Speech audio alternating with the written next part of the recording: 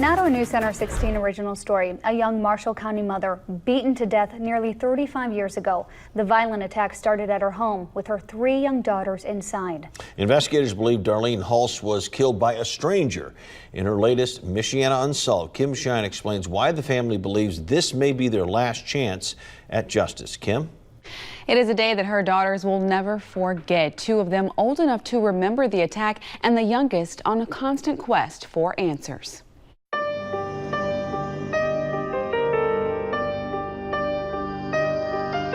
My grandfather had come over and he didn't live too far from us, so he was riding his bike and he brought us bananas. And I remember him leaving and us waving goodbye to him, and Mom was like, okay, go get in the tub and we've got errands to run or something.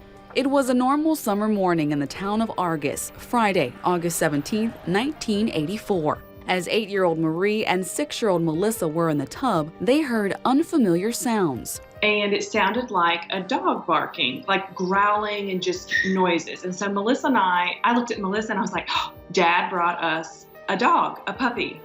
Like, we got excited. And I was like, I'm gonna go check it out. You stay right here. Marie McCleskey, now 42 years old, remembers running down the hall to find there was no dog, and instead a stranger inside their house. She saw a man wrestling with their 28-year-old mother, Darlene Hulse, in the doorway. Marie raced to the phone to dial one of the 2 numbers that she knew. It happened so fast that I couldn't compute what was going on, and my mom was yelling at me, run, run. We lived in a ranch house, and so I ran the length of the den into the kitchen. And I just remember thinking, okay, I have to call somebody. And this was before 911. And so I start dialing my aunt's number. And all the while, he is dragging my mom by her hair towards me. And I get the busy signal and I drop the phone. And then he comes over as he's dragging my mom and he pulls the phone out of the wall, like from the top down. An unclothed Marie rushed out the back door to her grandparents' house nearby. Melissa wasn't far behind, but their 12-month-old sister, Kristen, was still inside with their mom.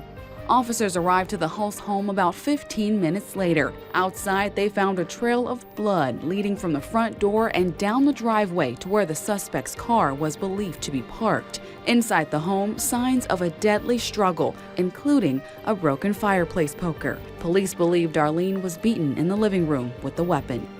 When police arrived, of course, the car was gone, Darlene was gone. The 1-year-old, sadly, was in the middle of the living room, covered with her mother's blood. The oldest daughters told police what they saw, a younger man who looked like this. A second sketch gives an even better look of the suspect. The girl said he was driving a greenish-blue, late-modeled car in poor condition with rust on the sides. A neighbor driving by also saw the car earlier that morning. After the attack, Marshall County Prosecutor Nelson Chipman says an intensive but quick manhunt began. Remarkably, the next day, there's a call that a body's been found about 6 miles from the Hulse home. A timber buyer marking trees to cut stumbles upon a fully clothed Darlene. That was a remarkable stroke of luck. That time of year, this would have been so overgrown. I've been here at that time of year. You would not have seen her from the road. Investigators believe the alleged delivery man lived in the area, and it's where Darlene was found that also convinces them that the suspect was someone local. At the time, there was an old broken fence where she was found, and in such an isolated area, Chipman says the man must have known where he was going. It wasn't something newly done. It couldn't be pure coincidence that you come down this dirt road and you come to an area that, there's a V, I can take her in there. I don't know. I'm just wondering if he, whoever the gentleman is, saw her and had more contact with her than we actually realized. I don't remember my mom ever just like talking to random men. I mean, it was mostly family members, but maybe he saw her because it was a close community and maybe he had ties with her that we didn't realize. That's the only thing that I can wrap my brain around. Or in my weird thing, I just think he was a complete psycho. I'm just like, who would do this to somebody? I have grown up in fear, knowing that evil is real. Kristen Rooks says the attack was 2 days before her first birthday. As her sisters ran for help, she was inside the house with her mom and the intruder. I feel like I'm very lucky to be here. I feel like she did the best that she could to protect us, and that was the goal. And for that, I'm eternally grateful. Without the same memories as her sisters, the 35-year-old deals with her pain by asking questions. She often checks in with Chipman, and her sisters hope this story will jog someone's memory. That's because investigators have evidence, fireplace tools, a bloody chunk of carpet, but no suspect DNA. You've asked, well, maybe some of the blood, maybe he had an injury. They've looked.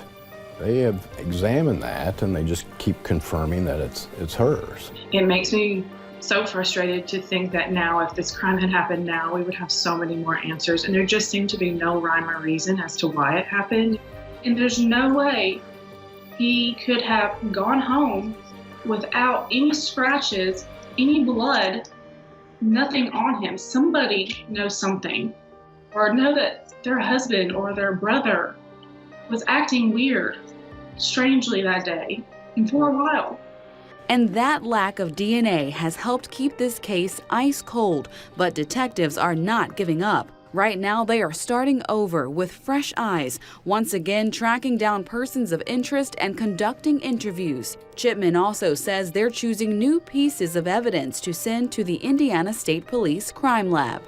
This is our last chance. It's so old. 35 years, a long time.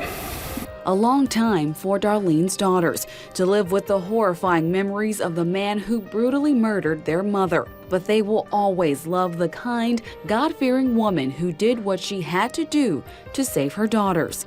And with this story, the family hopes that you may remember something. She was a very sweet mom. I remember I used to suck my thumb when I was little, and so my dad would put a sock over my hand before I went to sleep. And my mom would sneak in the middle of the night, and she'd be like, "I'll get that for you, honey." And she'd take that sock off. Now, as for Darlene's husband and her other daughter, they were not in this story, and that is because even after all of these years, the pain is understandably still fresh for them. So if you remember something about this case, no matter how small, please come forward. You can contact the Marshall County Prosecuting Attorney's Office at 574-935-8666. And yes, you can even remain anonymous. Your tip could finally bring peace to this family.